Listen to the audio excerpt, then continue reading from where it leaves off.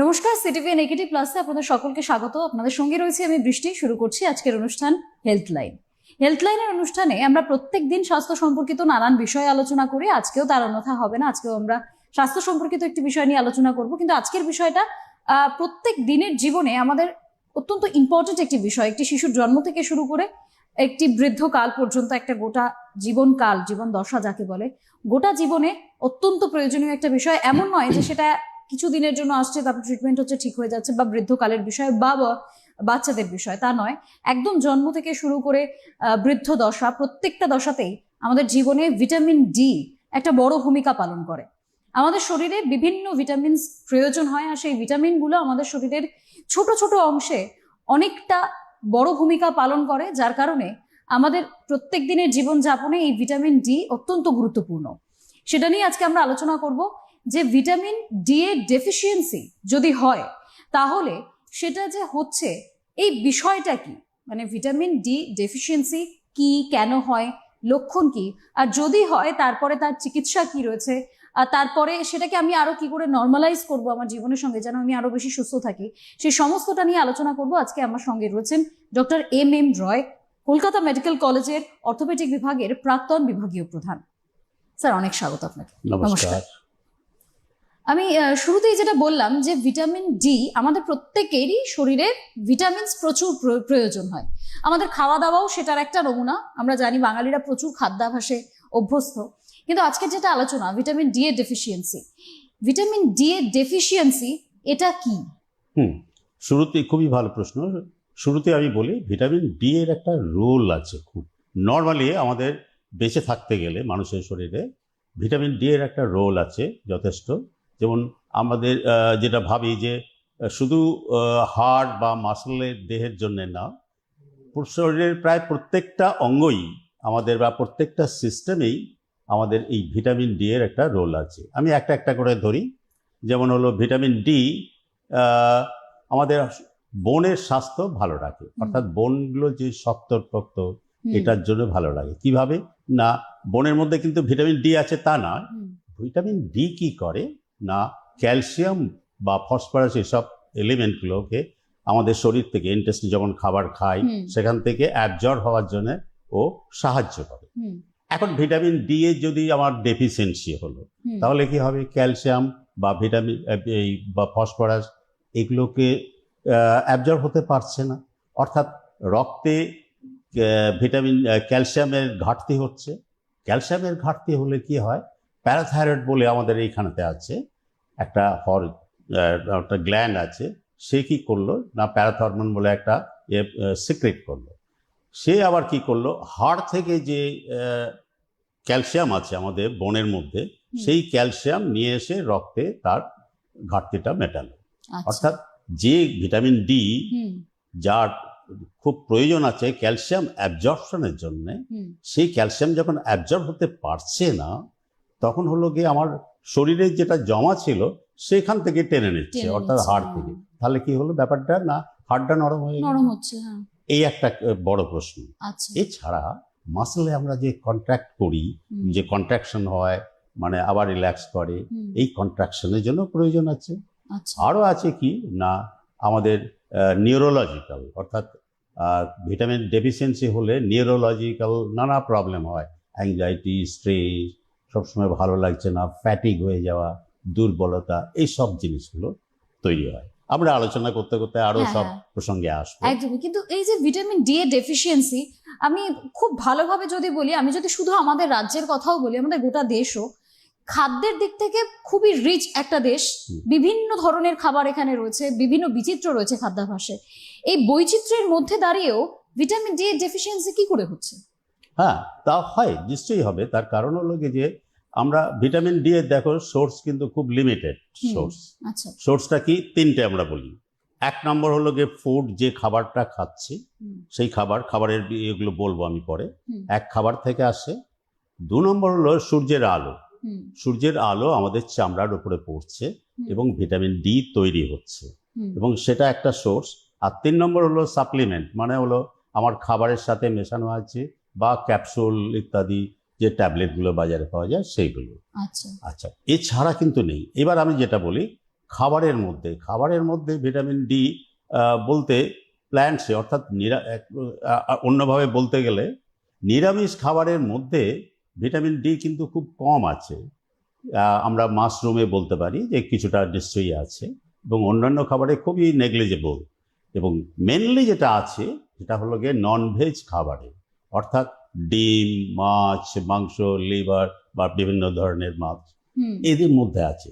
অর্থাৎ আমাদের দেশে এত খাবার থাকলেও খাবার কিন্তু এটা ব্যাপার আছে, মানে খাবারের পরিমাণটা সীমিত হয়ে যাচ্ছে। দেখো আর একটা জিনিস যেটা বললাম না, যেটা খুব একটা মেজর রোল প্লে করে, সেটা হলো সূর্যের আলো।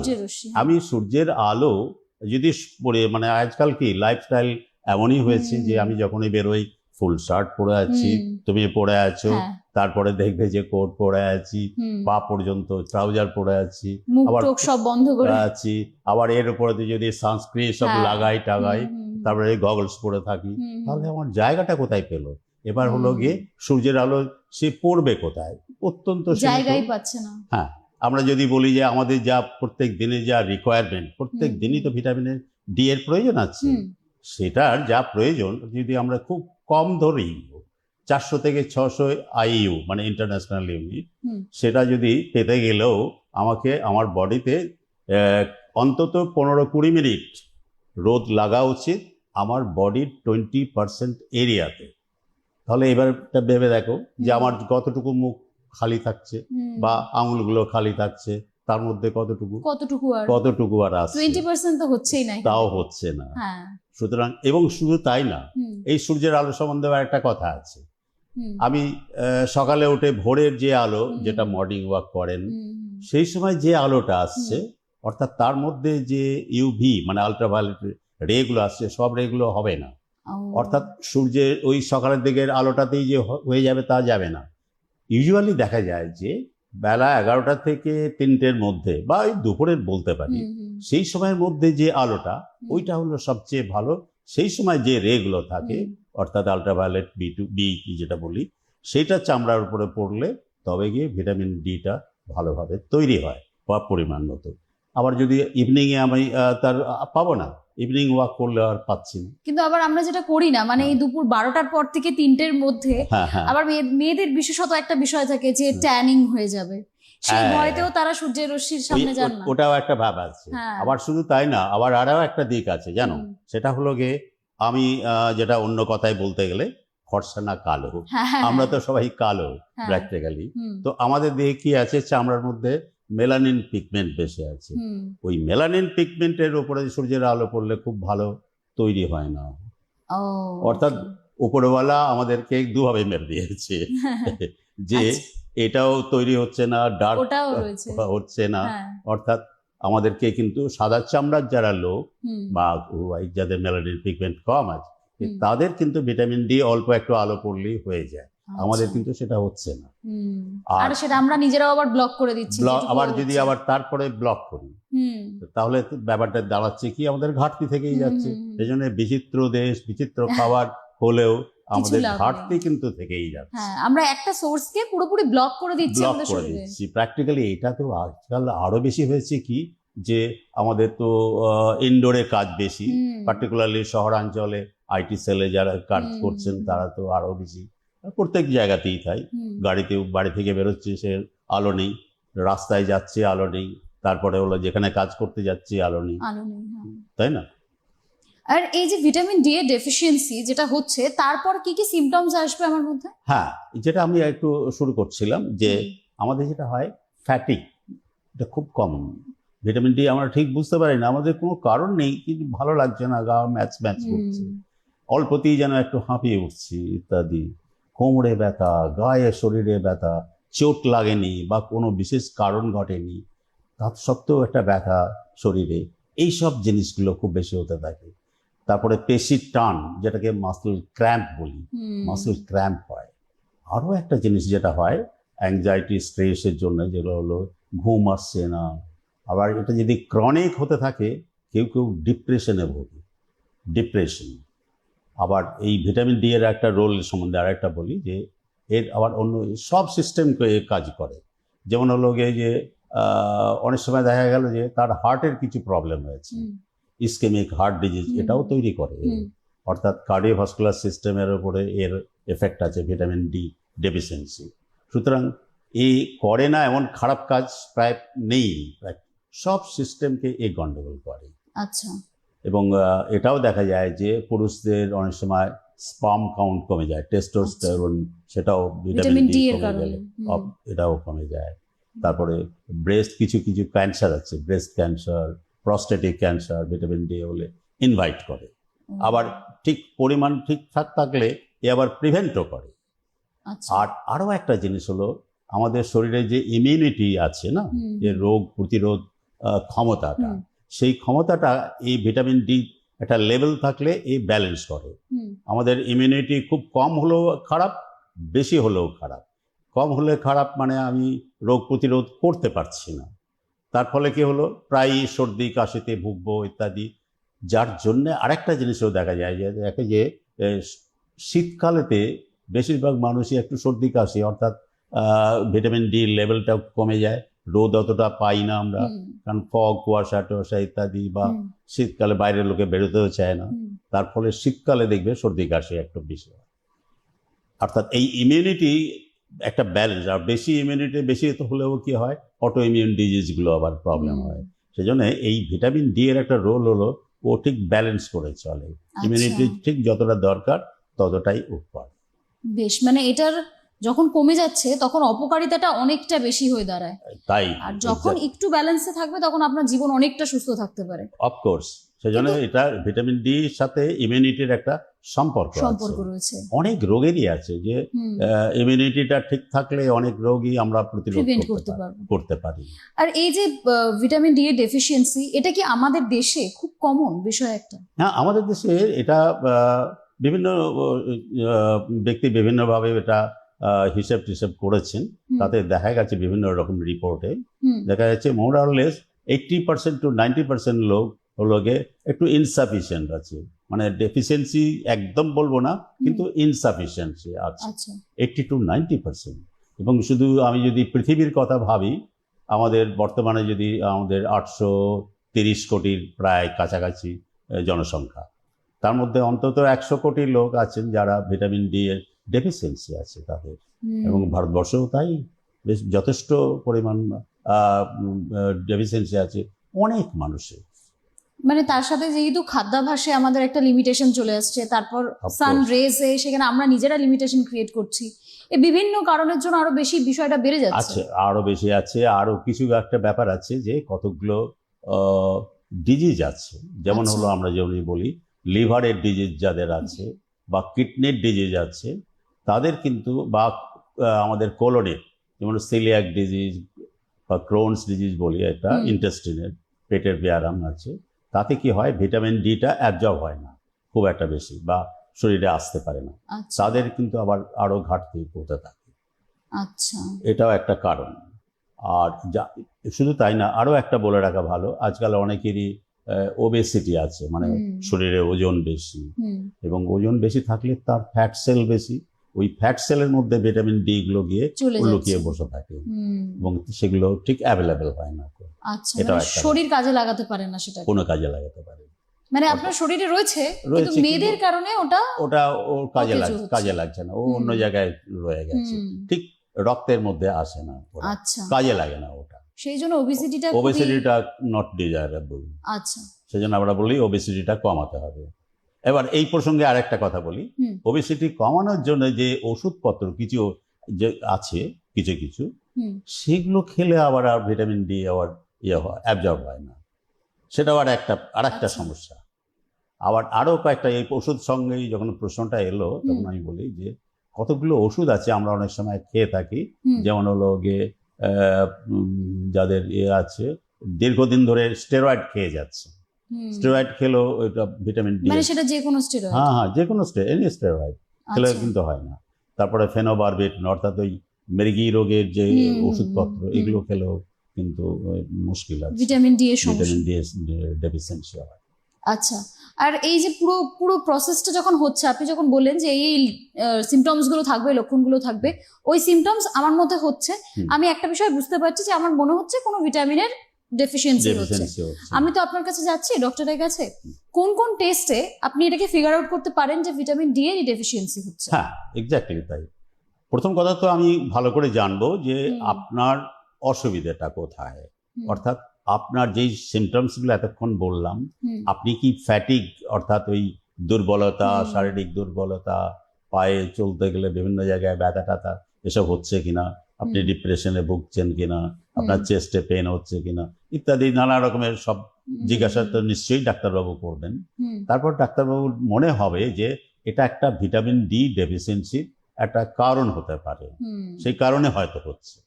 এবং সেক্ষেত্রে কি করবেন ডাক্তারবাবু, নিঃসন্দেহে আপনাকে বলবেন যে রক্তের পরীক্ষা করতে 25OH, এটাকে করা হয়। আচ্ছা। ভিটামিন D3 এটাকে লেভেলটা রক্তে এর লেভেলটা কত।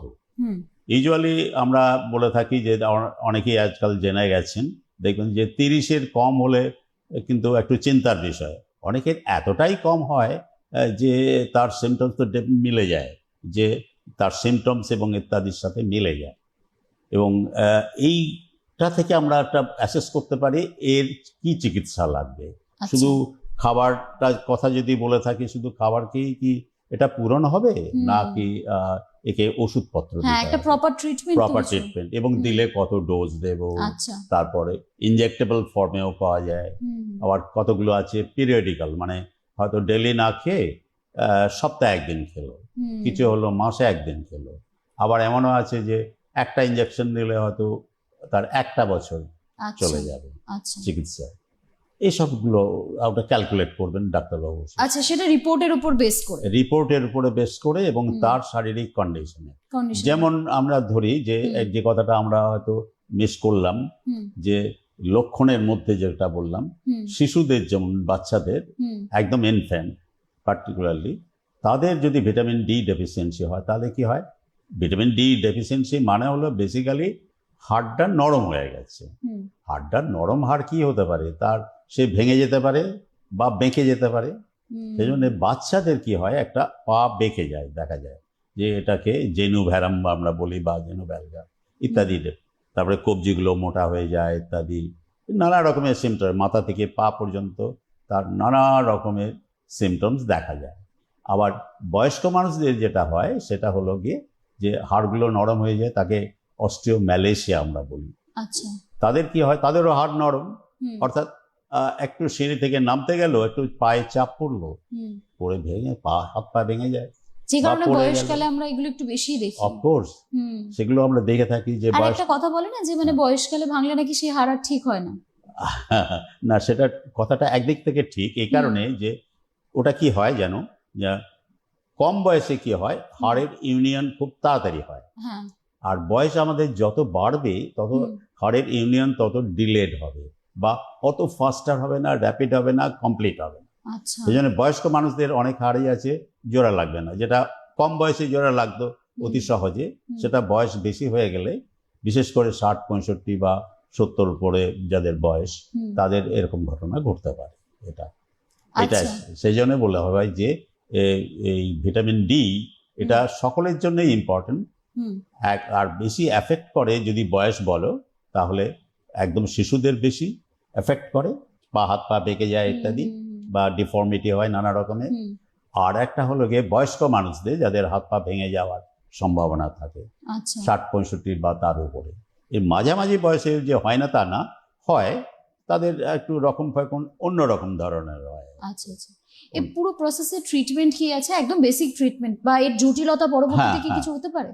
নিশ্চয়ই, আবার ঠিক হয়ে যেতে পারে। এটা এই নয় যে এটা কখনোই ঠিক হবে না।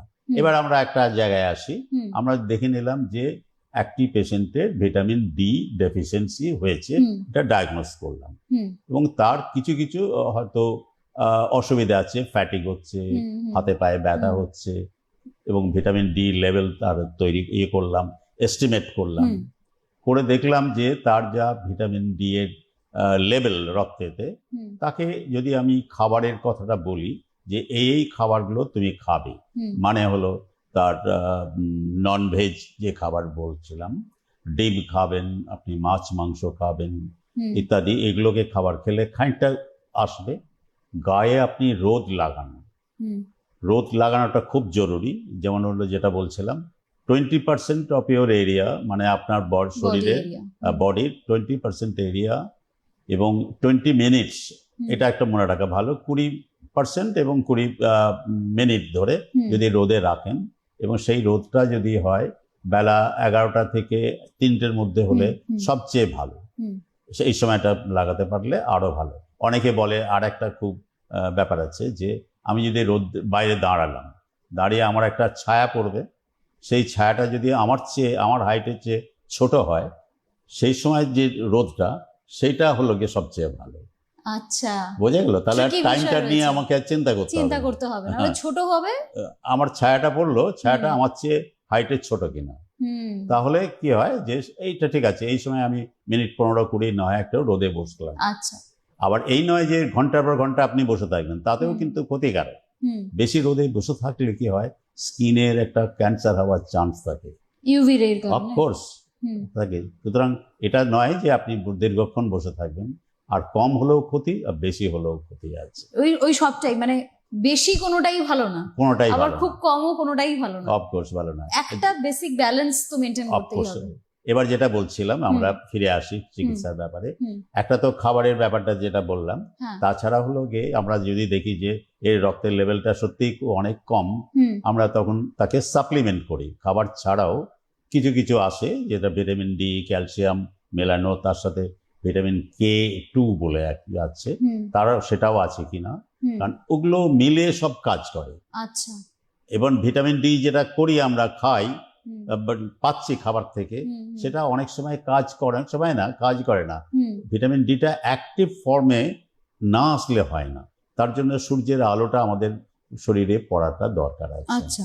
অর্থাৎ খাবার হলো, ওষুধ হলো, এবং তারপরে হলো সূর্যের আলোর কথা বলবো। আর তাতেও যদি অনেক সময় হলো না বা খুব নেমে গেছে, তখন আমরা বলি যে ইনজেক্টেবল ফর্মে আমরা দিয়ে থাকি, অনেক ডোজে, তখন ডোজটা অনেক বেড়ে যায়, সেই ডোজেতে তাকে দেওয়া হয়। সেটা কিরকম হয় ইনজেক্টেবল ডোজগুলো? ইনজেক্টেবল কি হয়, আমরা সাধারণত যদি আমরা একটা রিকেটের কথা বলি, একটা বাচ্চা যেগুলো রিকেট আনট্রিটেড মানে এবং অ্যাক্টিভ ডিজিজটা আছে, এক্স-রে করলে আমরা বুঝতে পারবো যে এই রোগটা হিল করে গেছে, ভালো হয়ে গেছে, নাকি এর অ্যাক্টিভ ফর্মে আছে। এটা এক্স-রে দেখলে ডাক্তারবাবুরা বুঝতে পারবেন। এবং সেই ক্ষেত্রে আমরা কি করি, তাকে একটা ইনজেক্টেবল ফর্মে দিই, মানে 6 লাখ ইঞ্জেকশন দিলাম, হয়তো সপ্তাহে একবার দিলাম, 15 দিন পরে আবার দিলাম, আবার 15, অর্থাৎ 3টে ইঞ্জেকশন দিলাম, তাতে অন্তত 1 বছর আমাদের চলে যাবে। আবার এই কথাটা আর একটা বলি, হাড় আমি যখন দেখলাম যে বেঁকে গেছে প্রথমেই, তখন সেই বাঁকা হাড়টা তো আমি অ্যালাউ করবো না, ওই বাঁকা হাড়টাকেই কিন্তু আমাকে এই বেঁকে গেছে এটাকে সোজা করতে হবে। সেই সময় তো খুব নরম হাড়, এই নরম হাড় কি হয়, যে হাড় নরম সে কিন্তু সহজে বেঁকে যায়, আবার সে সহজে সোজাও হতে পারে। অর্থাৎ সেই সময় যদি আমি প্লাস্টার করে দিই, সোজা করে দিই, বা সিরিয়ালি প্রথমে একটু সোজা করলাম, তারপরে আর একটু সোজা করলাম, এই করতে করতে পুরো হাড়টা সোজা হয়ে যেতে পারে। এবার একটা প্রশ্ন আসছে, হলো না, তখন কি হবে? পরে ঠিক আছে, রিকেটটা যখন হিল করে যাবে, ভালো হয়ে যাবে, তখন আমি অপারেশন করেও সেটাকে মেরামত করে দিতে পারি, যার বাঁকা আছে তাকে সোজা করে দিতে পারি, এটা একটা চিকিৎসা হয়ে গেল। আর বয়স্ক মানুষ যাদের যেটা বললাম যে রিকেটের জন্য যদি অস্টিওম্যালাজিয়া ফ্র্যাকচার হয়ে থাকে, তাদেরও চিকিৎসা করতে হবে ভিটামিন ডি সাপ্লিমেন্ট করে, এবং তার সাথে ফ্র্যাকচার যদি হয়ে থাকে তার চিকিৎসা তো করতেই হবে, এটা একটা বড় কথা। এই ট্রিটমেন্টের প্রসেসগুলো তো হলো, আমরা খাওয়া দাওয়া, সানরেজ সবই বুঝলাম, কিন্তু তার পাশাপাশি আপনি আরো একটা সোর্সের কথা বলেছিলেন, সেটা হচ্ছে সাপ্লিমেন্ট, যেটা আমি বাইরে থেকে ইনটেক করছি আমার খাবারের সাথে। এই সাপ্লিমেন্ট আমাদের ইন্ডিয়াতে কতটা অ্যাভেলেবল, বা আমরা কি কি সাপ্লিমেন্ট নিতে পারি? এখনো ইনফ্যাক্ট আমাদের ফর্টিফাইড ফুড কিন্তু বোধহয় খুব একটা নেই বাজারে, কিন্তু এটা বিদেশেতে খুবই আছে, ফর্টিফাইড মিল্ক, ফর্টিফাইড আদার ড্রিঙ্কসগুলো সব আছে, যার মধ্যে ভিটামিন ডি মেশানো থাকে, অ্যাডিকেট অ্যামাইন। তবুও তারা এর উপরে পুরোটা ভরসা না করে যেটা করা উচিত, সেটা হলো গিয়ে যে আপনি এই খাবার নিয়মিত ব্যায়াম করাটাও জরুরি, না হলে হজম হবে না, হ্যাঁ। আরও সমস্যা হবে, হুম, হ্যাঁ, গেটের প্রবলেম হবে ইত্যাদি। মানে ভিটামিন ডি তে এমনি মাসেলগুলো তো দুর্বল হয়, হুম, তারপরে যদি ব্যায়াম না করি আরোই আমাদের গেট ইনস্টেবিলিটি বলা হয়, হুম, এ টলমল করবে, তাতেও একটা ক্ষতিকারক হতে পারে, আচ্ছা। তাই না? সুতরাং এইগুলো একটু সাবধানতা হতে, হুম, খাবার, ব্যায়াম এবং এই সূর্যের আলো পাচ্ছি কিনা, এটা হলো গিয়ে মেন কথা। আচ্ছা, এটা কি কোনো জটিলতা তৈরি করতে পারে ভবিষ্যতে, মানে বড় কোনো ডিজিজ আনতে পারে কি? হ্যাঁ, সবচেয়ে বড় কথা যেটা হতে পারে, যেটা ক্রনিক এরকম একটা ব্যাপার চললে, যেটা নিউরোলজিক্যাল একটা প্রবলেম, যেটা হলো গিয়ে বললাম না, যে ডিপ্রেশন, মানুষের ডিপ্রেশন। ডিপ্রেশন হয়ে যায়, হুম, এটা একটা বড় ব্যাপার হয়। আরও একটা যেটা হলো যে বোন, ব্রিটল বোন তো যখন তখন ভেঙে যেতে পারে, সেটা আচ্ছা, একটা। হুম, অন্য সিস্টেম, কার্ডিওভাস্কুলার সিস্টেমে যেটা হলো গিয়ে কতগুলো ইসকেমিক হার্ট ডিজিজ হয়, আচ্ছা, সেটাও হতে পারে, তাই না? তারপর আমাদের বডির ইমিউনিটিটা কমিয়ে দেবে, আর প্রায়ই আমি সর্দি কাশিতে ভুগবো, এটাও হতে পারে। তারপরে হলো গিয়ে কিছু কিছু ক্যান্সার ও ইনভাইট করবে হুম, যদি কমে যায়, তাই না? নর্মালি ভিটামিন ডি একটা লেভেল থাকলে কিন্তু ক্যান্সার কম হয়, মানে আচ্ছা, আচ্ছা, পার্টিকুলারলি সিএ, ব্রেস্ট, প্রস্টেট, কোলনের ক্যান্সার, হুম, এগুলো কম হয়, কারণ আচ্ছা, এগুলো হলো অ্যাবনর্মাল সেল গ্রো করতে দেয় না। হুম।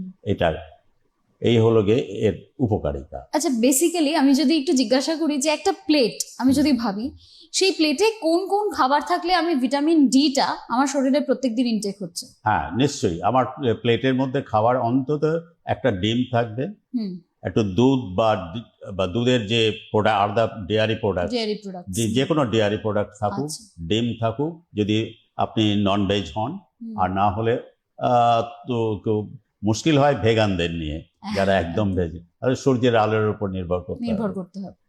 তাই আচ্ছা, না? আর সবচেয়ে বড় কথা যে আমি বারবারই বলে থাকি যে একটা প্লেটের খাবারের কথা যেটা বলছিলে, হুম, যে 4 ভাগে ভাগ করো, একটাতে স্যালাড, হুম, একটাতে সবজি, একটাতে রাইস রুটি, আর একটা হলো গিয়ে প্রোটিন। হুম, এটা হলো ব্যালেন্স ডায়েট, ফুল প্লেট। এইটাকে মেনটেন করতে হবে। অর্থাৎ প্রোটিন থাকতেই হবে, অ্যান্ড পার্টিকুলারলি নন ভেজ প্রোটিনটা থাকতে মানে হবে। মাছ, মাংস, মাছ, ডিম। মাংস, ডিম, হুম, এটা থাকতে হবে। আপনি যদি না খান, অন্তত দুধ খান বা আদার ডেয়ারি প্রোডাক্ট যেগুলো আছে, হুম, হুম। সেগুলোকে আপনি খান, মানে মোটামুটি আপনার লাইফস্টাইলটা খুব বেশি হেলদি রাখতে হবে, অফকোর্স। কিছু ননভেজ প্রোটিন রাখতেই হবে। ভেগানদের নিয়ে স্যার যেটা বললেন একটু সমস্যা হয়ে যায়, কিন্তু তাও তাদের সানরাইজ যেহেতু রয়েছে সেদিকে অবশ্যই নজর রাখতে হবে। কিন্তু এই যে পুরো বিষয়টা ভিটামিন ডি এর ডেফিসিয়েন্সি, এটা কি পুরোপুরি কখনো আমি মুক্ত হওয়া সম্ভব? সম্ভব, আমাদের একটি সচেতনতা থাকলে নিশ্চয়ই সম্ভব, হুম। এটাকে করা সম্ভব। এটা অর্থাৎ তাহলে বুঝতেই পারছেন আমরা যে যে কারণগুলো বললাম, হ্যাঁ, সেগুলো যদি আমরা একটু ফলো করে চলতে ফলো পারি, করি, তাহলে বুঝতেই পারছেন ভিটামিন ডি এর ডেফিসিয়েন্সি একবার হয়ে গিয়েছে মানেই আমি আর সুস্থ হব না, আমার হাড় হয়তো দিন দিন দুর্বল হবে, এরকম নয় বিষয়টা। একটু ডক্টরসদের কাছে যেতে হবে, এক্সপার্ট আমার সঙ্গেও ছিলেন, তাদের কাছে আসতে হবে, তাদের সঙ্গে কথা বলতে হবে, তারা যা যা বলবেন সেই মতো রুলস ফলো করে চলতে হবে, ওষুধপত্র খেতে হবে, একটু নিজেকে সচেতন থাকতে হবে, তাহলেই আমরা অনেকটা সুস্থ থাকতে পারি, ভালো থাকতে পারি। আজকের জন্য এই পর্যন্তই, অনুষ্ঠান এখানেই শেষ করছি। আপনাদের সকলকে অনেক ধন্যবাদ। নমস্কার স্যার। নমস্কার। নমস্কার।